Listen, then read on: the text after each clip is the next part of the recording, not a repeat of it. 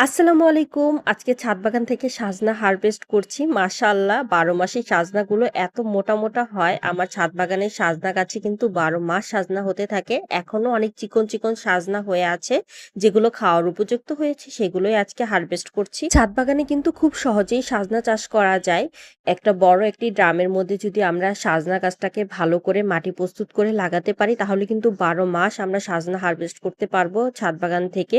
আমি ছাদ বাগানে এই গাছটা কিন্তু গত বছর প্রায় ২ বছর আগে লাগিয়েছিলাম। সেখান থেকে আবার নতুন করে ২ টা গাছও করেছি ডাল থেকে।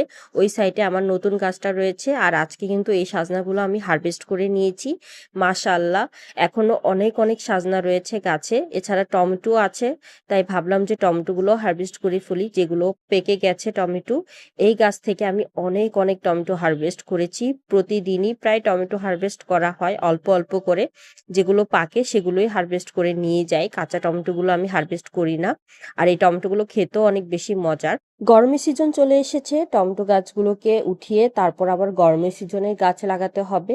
তাই প্রতিদিনই আমি টমেটো হারভেস্ট করি।